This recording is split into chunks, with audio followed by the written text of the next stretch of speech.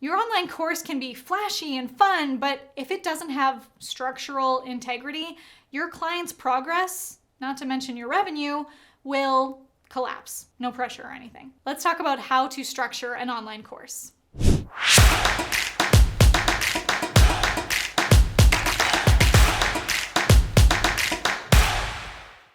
So I'm just kidding. You do not have to worry because we're getting into the 3 top tips to creating a strong structure for your course in today's video.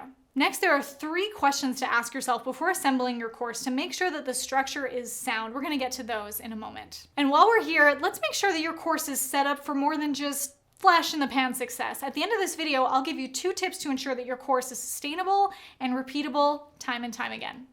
Let's start with the 3 tips for creating the structure of your online course. The first thing is to reverse engineer your course outcome. Work backwards to determine the resources or the trainings that your audience needs. If you know the outcome that your audience is going to want to get by the end of this, you need to create the success path. So if you know the outcome that your audience wants to get, you can work backwards from that and know what are the steps and the milestones and the gamifications, the awards, the rewards that are going to help my audience to actually get to that result. The worst thing that you can do is just give them like a buffet of training and go, here it is, figure it out. I'm saying that from experience because I've totally done that. And this is how I learned that my programs, my courses need a structure for my audience to succeed and for me to succeed. The next tip is to be mindful of your customer avatar. So your course needs to fit the learning style that's appropriate for your niche or your target audience. Maybe even poll your audience. You ask them, do you prefer video trainings? Do you prefer books? Do you prefer live events? And that way you can give your audience exactly what they like in terms of their learning styles. But you also want to be able to relate to them in terms of messaging.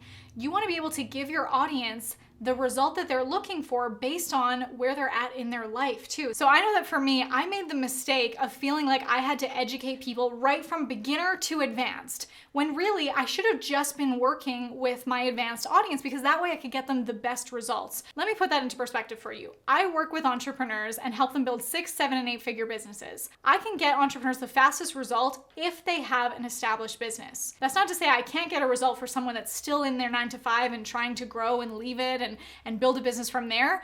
But I need to speak more to the people who have established businesses and want to grow and scale. So same thing for you. Think of the target audience that you're speaking to and how you can help them to get the result the fastest and to continue just speaking to that audience. I know a lot of people will try to keep their messaging broad so they can speak to more people, but when you niche down, you will blow up and your audience will pay you for more ease and speed in how you deliver your programs and services. So that structure and giving the fast path to success is what's going to make you more successful. And third, when you're creating your course, keep in mind that there's a fine line between over-delivering versus overwhelming.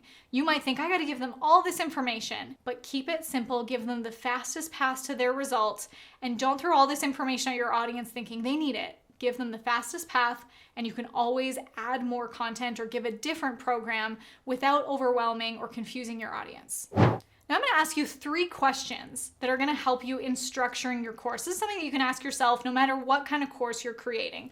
The first one is it more like walkthrough tutorial based, or is it more interactive? Is it something you're teaching live, or is it something that people can be able to watch videos at their own pace? I'll tell you that inside my programs, I used to have longer videos in my course, and now what I've really come to like for myself, and my audience has responded saying they love this so much, is shorter bite-sized content. And think about yourself, how you enjoy consuming content. Do you like content that's long and that has lots of maybe slide decks or worksheets, or do you like bite-sized and action-based and interactive elements? Think of how you consume content, and you can even poll your audience to ask what they like the most. The second question, does it have a members platform, or is it just a Facebook group? How are you delivering this content, and how are you creating the community engagement? And third, how will you future pace the results for your audience? The best thing you can do is paint the picture, create the vision for your audience to know what does success look like. That's going to keep them engaged, it's going to keep them taking action, and if you can give them a suggested time period for success, that'll also help them to know and have the expectation of how long is it going to take me to get this, so they can go all in and really trust you with the content you're providing them. Having that future pace vision is also going to help in your marketing and your sales process, because that's going to help them overcome objections. You know, your audience is going to have objections before they ever purchase something from you. They might think, well, I don't know if this will work for me. I don't know if I can do this, or I don't know if I have the time or the money or the support.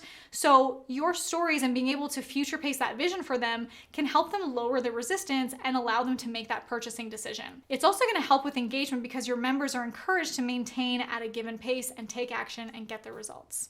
Now, before we get into how to ensure that your course is sustainable and scalable, have you subscribed to this channel yet? Hit that big red button below to get some brand new content marketing strategies, business acceleration tips, and more straight to your YouTube feed 5 days a week. Now, I'm here to help you create a course that's sustainable and scalable. I want to help you make 6, 7, or 8 figures just like myself and my clients. So here's how you need to make sure that your course is sustainable and scalable. The first one is to garner feedback from your audience. What kind of questions are they asking you about more topics? Are there other resources that they're asking for? Is that some kind of feedback that maybe you need to add that into your program or curriculum? If you're getting that feedback, it's likely that maybe there's something that's missing. So is that something that maybe you could add more into the course? The next one is to set milestones. You want your audience to have the path towards success. So if you can set that pathway and say, here's the outcome, here's the biggest milestones to accomplish along the way, your audience knows what they have to complete one-on-one to move on to the next, and allows you to naturally celebrate them as they're getting those wins. Now, we want to think about time and deliverability when it comes to you scaling this. If you were to get like 200 people that signed up for your course tomorrow, what would have to change? Would you somehow become overwhelmed with all these new people that you're supposed to be spending time with and doing calls with? Or what would that look like for you? Would you need more employees, more support on your team? And how can we set that up for you so that you can be scalable right from the get-go? What I would recommend is having a format where you can provide your content one-to-many. The thing that I find a lot of my clients fall into this trap is where they want to give away a lot of their time. In a way, this can be really great value to the audience, but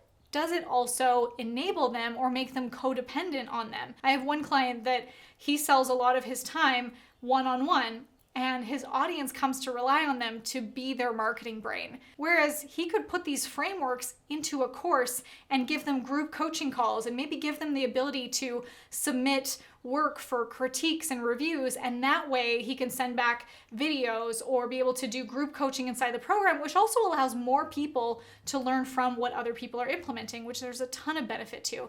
So think about that now. If you were to blow up tomorrow, what's your blow up plan? What would you need to do to keep delivering the same quality of service without overwhelming yourself? This is exactly what I do for my clients to help them grow and scale their 6, 7, and 8-figure businesses. So if you're looking for more strategies to explode your monthly revenue and effortlessly ascend even brand new audience members to your high ticket offers, click the link below. I want to invite you to my free private training. It's called Hello to High Ticket. It's going to teach you how to generate, nurture, and convert leads from hello to high ticket. So click the link below and get that today.